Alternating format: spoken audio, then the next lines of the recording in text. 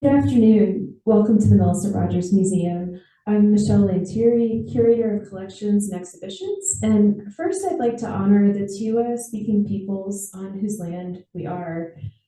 We're so excited to present the first discussion in our curated conversation series for the exhibition Southwest Reflections in Between Shadows of the Land.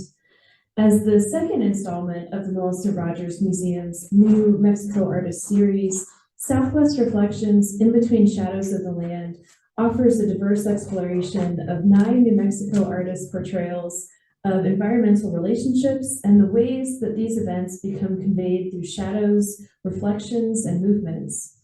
The featured artists in the exhibition are Matthew and Julie Chase Daniel, Dora Dillistone, Juanita Lavadie, Lorraine Gala Lewis, Pola Lopez, Collette Marie, Brandon Adriano Ortiz, and Will Wilson. And I'd also like to thank the following organizations for their generous support: New Mexico Arts, Taos Community Foundation, and Los Alamos National Laboratory Foundation.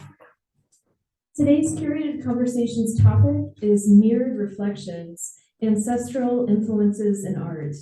I'm honored to be here today in dialogue with Lorraine Gala Lewis, and she is related to Laguna Pueblo, Hopi Tewa, and Taos Pueblo.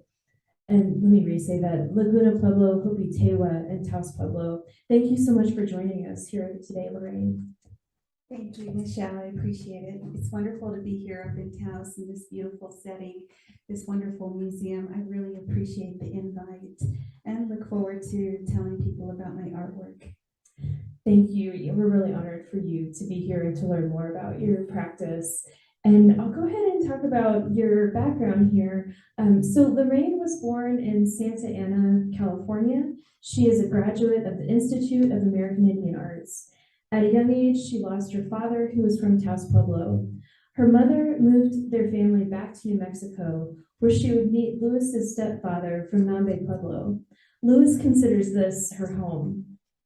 She had a traditional upbringing and grew up taking part in dances and ceremonies. Although she didn't grow up in her other pueblos, she still has strong ties to them. Lorraine loves the outdoors and naturally gravitated towards clay as her art medium. She grew up near Santa Fe and began selling her work at the Santa Fe Indian Market at just 12 years old. And instead of taking her work to a contemporary level, she decided to go backward in time and began studying ancestral pottery. Her work focuses on a time period from 950 to 1200 AD, where she feels the most beautifully created pottery was produced. So thank you so much for being here. Thank you. So I just want to say Guatsi Rupa. Hello, everyone. This is my mother's language from Laguna Pueblo. I'm very happy to be here. I just wanted to say a little bit about myself.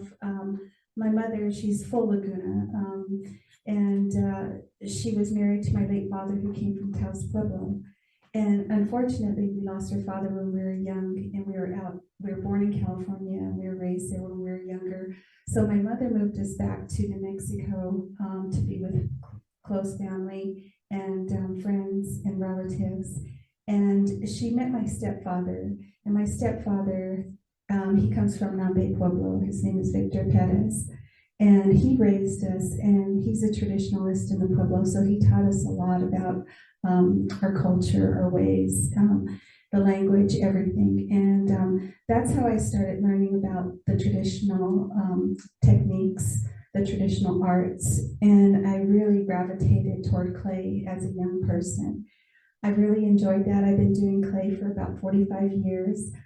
As you can see, these are some of my pieces to the right here, and really just enjoy working in all types of mediums.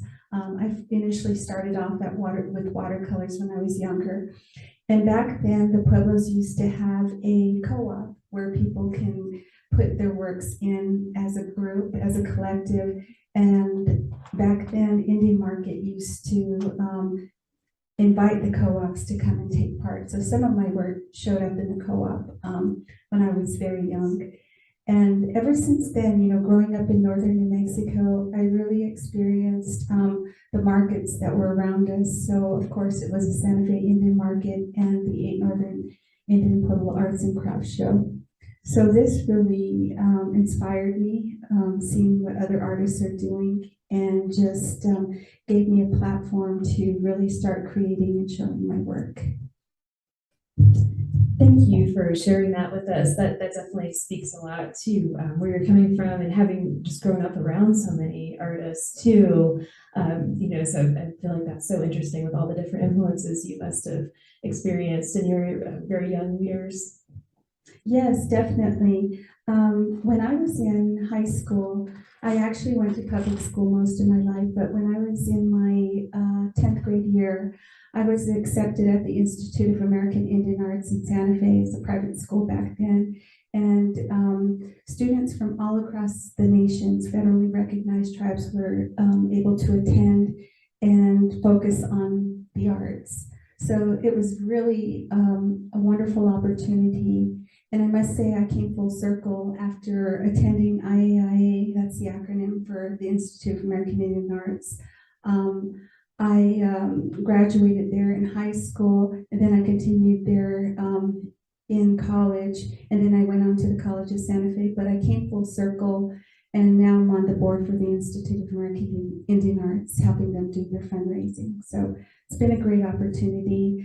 But IAIA, they had classes, well, they still have classes from everything from painting, two-dimensional, three-dimensional, performing arts, creative writing, just this whole spectrum of arts that we were able to dabble in. And so I really enjoyed taking classes, just finding and experimenting, getting to know the students, finding mentors, and we had such a wonderful array of teachers who are very well-known teachers in the art world, and we were able to really,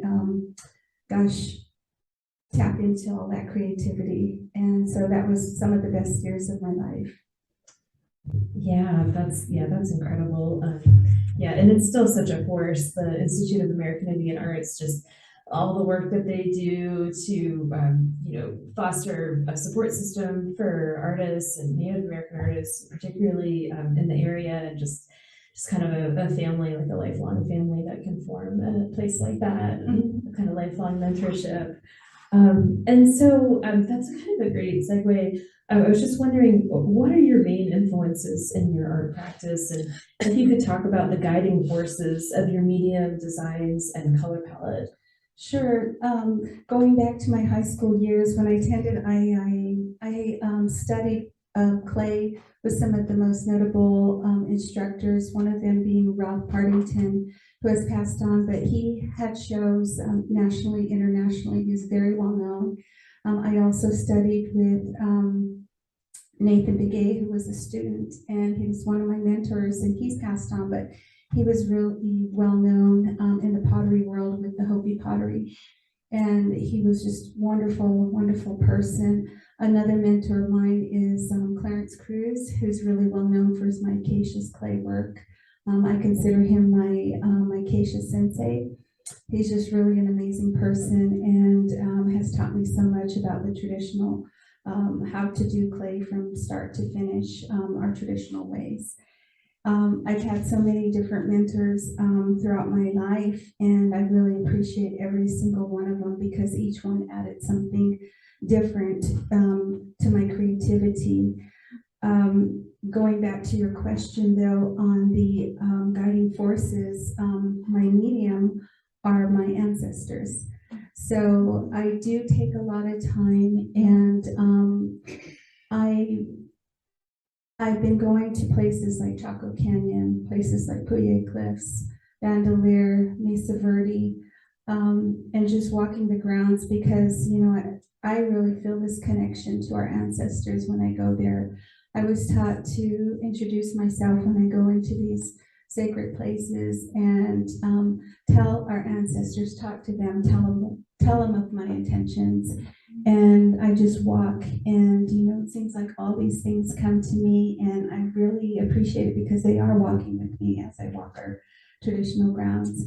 And so they're my inspiration, and they're my influence with what I'm doing. They always have and they always will be.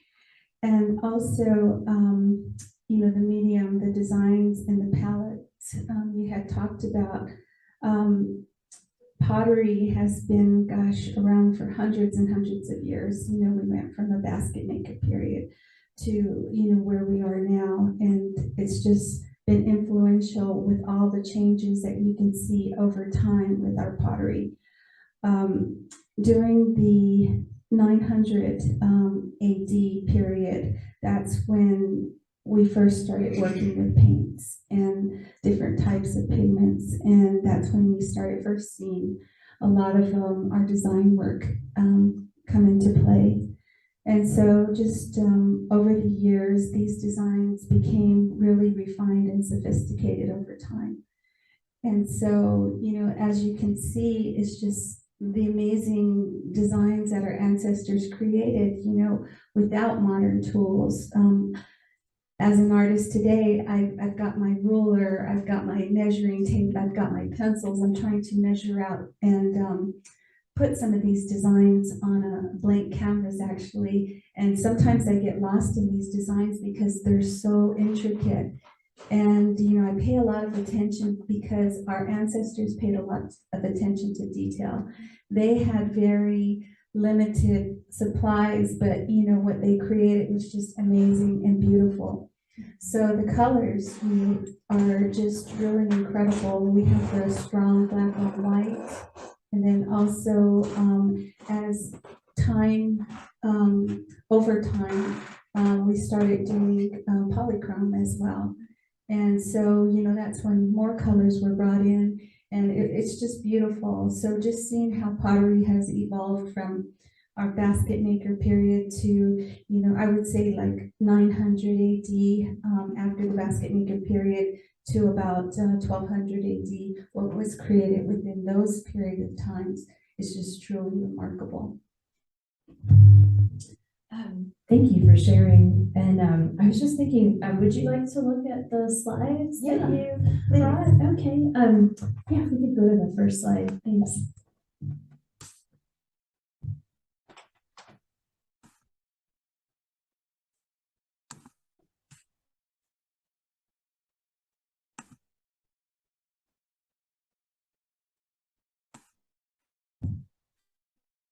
So this is one of our ancestral pieces that I came across in my research.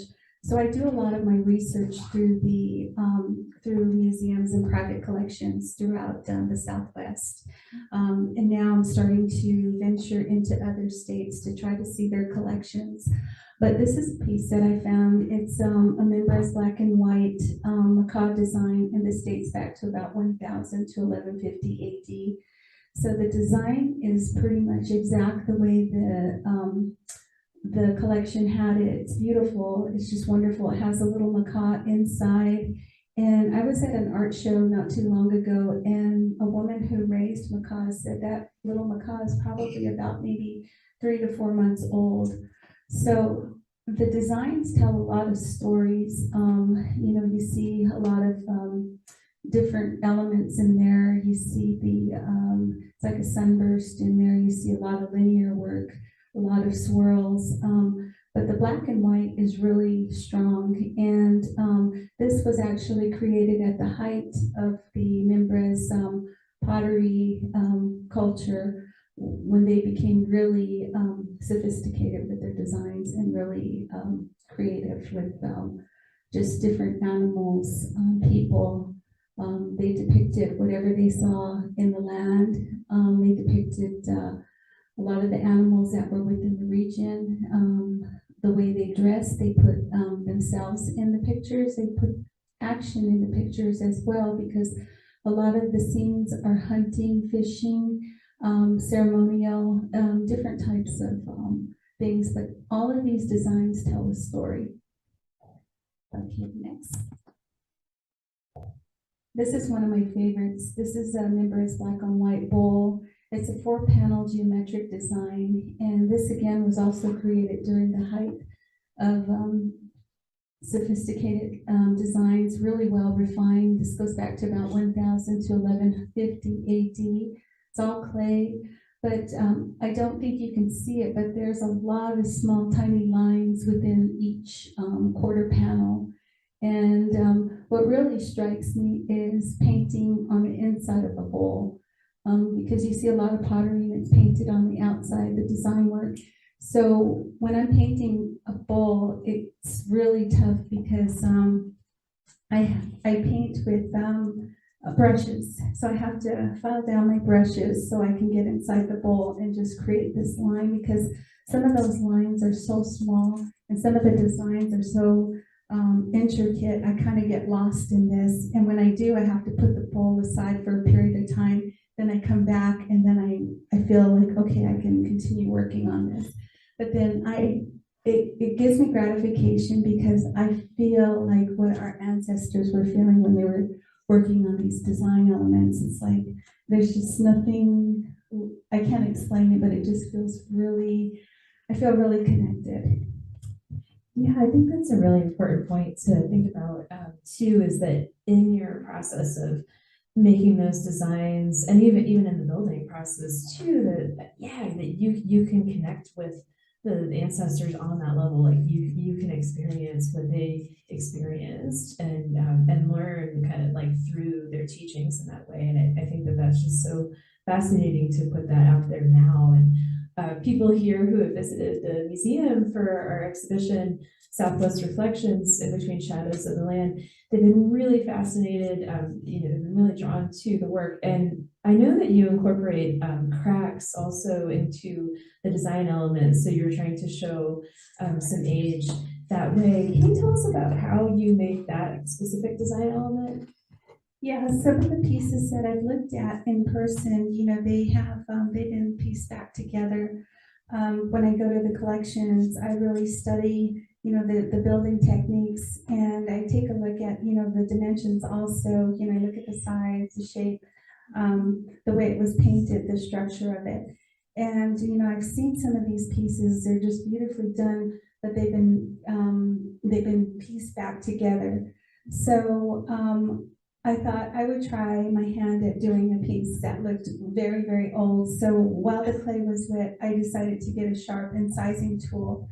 And that's how I incised the rattlesnake, was when the clay was still wet. And so it's not cracked, but when I did the antiquing on it after it's been fully painted, I was really shocked because it does look very old.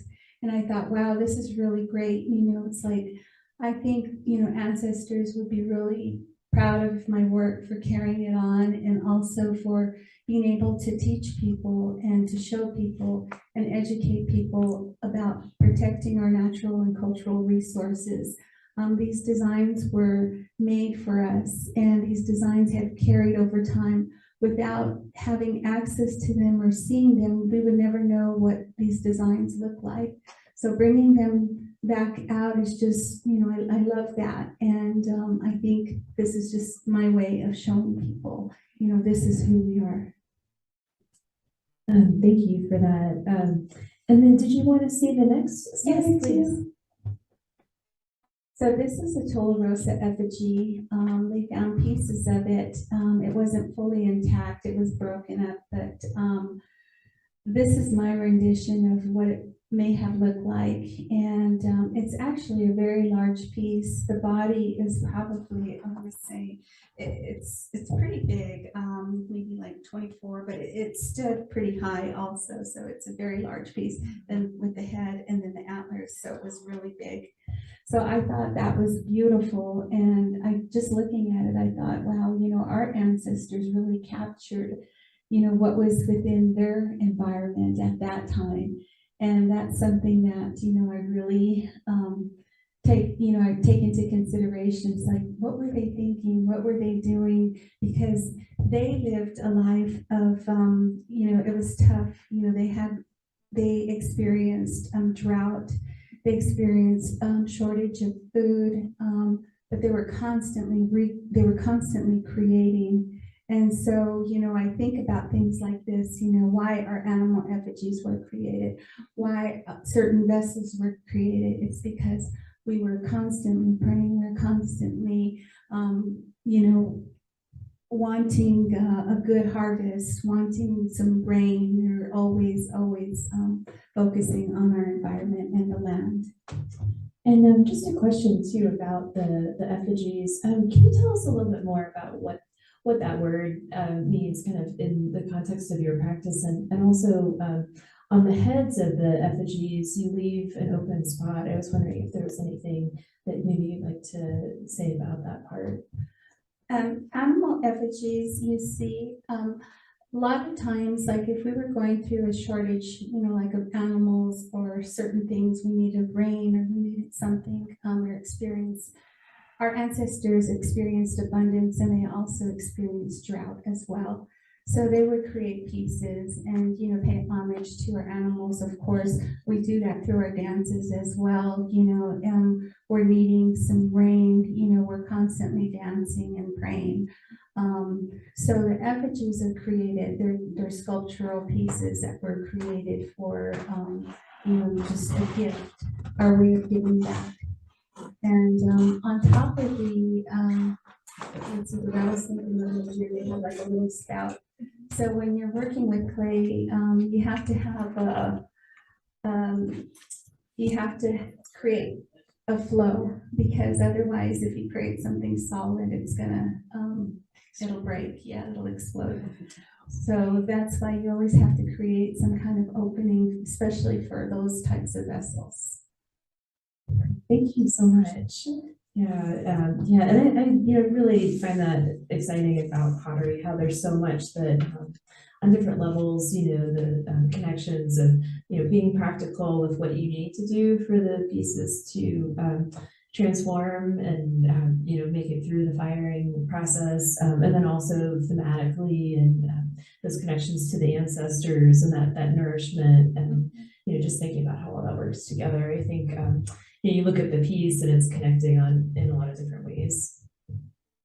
And so you've been talking about the different cultures and environments that have influenced your work and in relationship to the ancestors. I was wondering if you wanted to talk about the aspects of reflection and mirroring in your work with in terms of the designs that you choose. Sure. I just want to mention we have one more slide that I would like to show, and that when you're talking about mirroring, this here is a Tularosa water vessel. This is black on white, done about 1000 to 1150 AD. And that's a very large vessel. It's a big water vessel because, of course, we need storage vessels. And so this is one that's pretty well known. The shape, you see many different versions of the designs. But when you're talking about, patterns and designs, this particular vessel is really one of my favorites, because when you look at it from the top and you're looking at it down, there's like a sunburst design that covers the very top portion of it.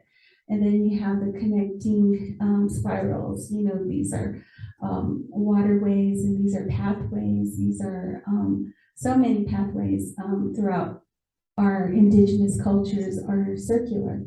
And so there's always, this pathway that goes throughout life. And, you also see a lot of those in our pottery too.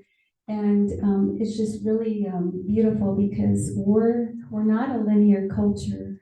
We're a circular culture, because everything has a start and then it ends with a finish.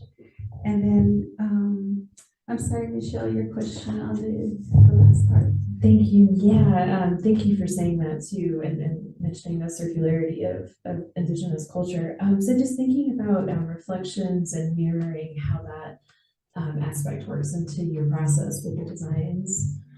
Oh gosh, I spent a lot of years in collections, a lot of years in museums looking at the work, and just seeing what has been put out there is just, it's beautiful. So I reflect off of what's been created already, what's been seen out there, and I really study, and I've created pieces on my own just for myself, using these design elements, but reflecting my own feelings and my own creativity. And I put my own spin on different things, and I really enjoy doing it. So I'm taking portions and pieces of some of these ancestral elements and creating something new with it. And I think that's what the Pueblo potters, all of us, we take pieces from our ancestors, and I mean, not only in pottery, but jewelry, weaving, everything, all these other art mediums. And we also continue those patterns, and we also reflect off of the designs because we're constantly incorporating them into new pieces, whether it be a contemporary piece or if it's a piece that's, just that you created just for yourself. It's always telling the story of our people. Thank you so much. And I was wondering too if you could talk about how your work has changed over the years. Oh gosh, when I first started doing clay, I was really in this contemporary phase that I was taught to create with a lot of glazes and a lot of modern techniques. One of my favorites was raku, studying raku work. I love that. And I was very fortunate to dabble into just various mediums of clay. And so I really enjoyed the contemporary work. I also started doing some figurines with Nathan Begay. He taught me a lot about the processing of the traditional Hopi ways of making pottery. And so we worked together on some collaborations. We did some painting together. And this is everything traditionally because Nathan was everything. He worked with everything from digging your own clay to painting, with traditional paints, painting with the yucca. He taught me a lot. And so I was able to work with the traditional part of it. And then when I worked with Clarence Cruz, he taught me just all about micaceous clay, digging, processing, making, and it was just wonderful. My work has kind of evolved, it has evolved over the years. I really enjoy what I'm doing right now. I started this process in 2010, and instead of going forward, I kind of started delving backward into looking more into our ancestral pieces and really studying the art forms. I was very fortunate to study with the museums, especially the Maxwell Museum in Albuquerque. They have a great collection of pottery that comes from all across the world. And so one of my interests now is studying the Mayan culture and also studying the trade route that went from South America, came all the way up to Chaco Canyon and came from different directions. But I'm really fascinated with sculptural clay and the animals and the different things that were created down in South America. So I'm hoping to make a few pieces, crossover pieces, sharing our culture because we are all connected. There are relatives from the South, and this was all pre-border. So this is, we constantly exchanged and traded ideas and, just different things that we needed. Thank you so much. That's really insightful with where you come from and how much your work has changed. And so looking ahead, so you're talking about that you're going to be focusing on the Mayan trade routes and thinking about how what you're doing now might blend that way. Are there specific things about that you've started to imagine for future work, and are there other things that you're thinking about for future work? Yeah, I actually have created a few pieces right now that incorporate the macaw.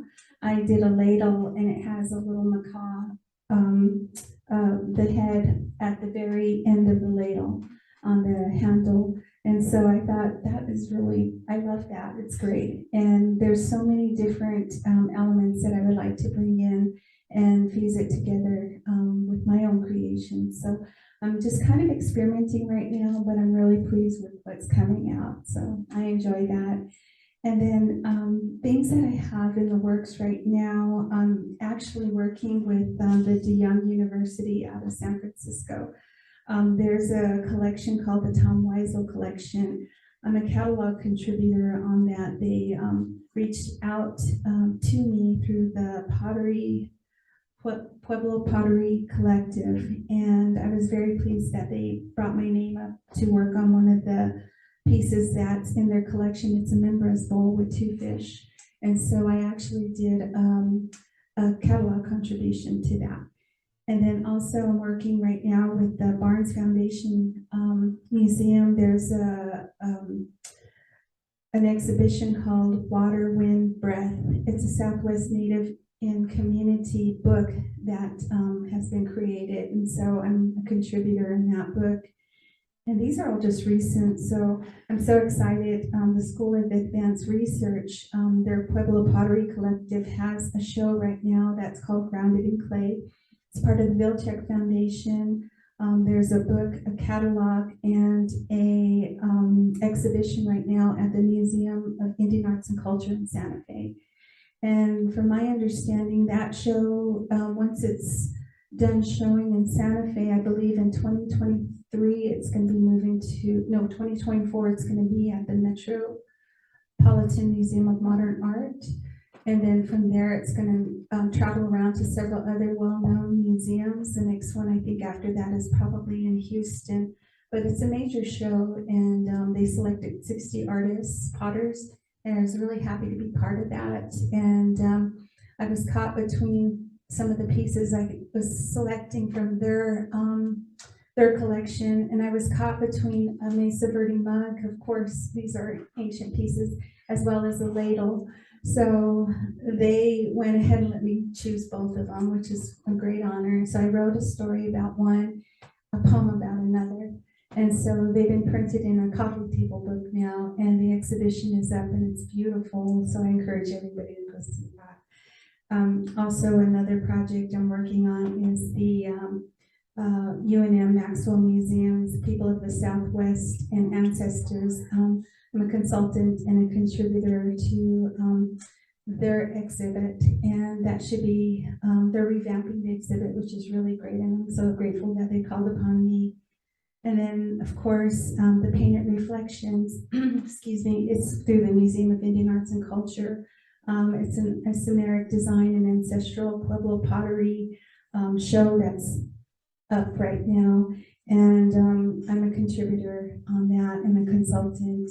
They're putting together a guidebook for that, so I'm very excited. So these are just great recent things that have happened. And also too, I was selected as a, I got a grant from the First Peoples Fund out of Rapid City, South Dakota. It's the Jennifer Easton Award. So during COVID, I was applying for everything and anything, and it's funny because everything's like coming back now that things are opening up, so it's just wonderful. That's awesome, yeah, and we're so excited to see where you go and all these great things that you're doing. And thank you for all your contributions here, and then also just with all this research that you're doing and writing. So appreciate it. Yes, this is wonderful. Thank you for inviting me. I was so happy to be a part of this and excited. I love the mixture of the arts, the artisans and what they all brought to this exhibit. I was looking around last night at everybody's artwork, and we're all tied together. We all have, different elements of animals, the land, just the clothing. It's just amazing. So this was done beautifully. Thank you. You're so welcome. And it just, I think before we open it up to questions, it's really important how your work bridges between eras, thinking about the collections here at the Millicent Rogers Museum and Ancestors works that are here at this museum. I just think, that tether, that relationship between what you're doing and what you've been doing for the last decade or so, there's a lot there to consider, and that, you carrying on these traditions in this way and telling these stories. We're just so honored to host your work here, so thank you. Thank you. And thank you for joining us. Does anyone have any questions? Okay, well, thank you so much for being here. And I did want to also just say that we have a few more of these programs coming up. They'll be on Sundays. So October 16th, we're going to feature Matthew and Julie Chase Daniel and Brandon Ortiz. On October 23rd, we're going to feature Juanita Lavadie and Dora Dillistone. And then on November 6th, we're going to feature Will Wilson and Pola Lopez. So you can check our website and also our Facebook page for more information. Thank you so much for joining us for this discussion. Thank you.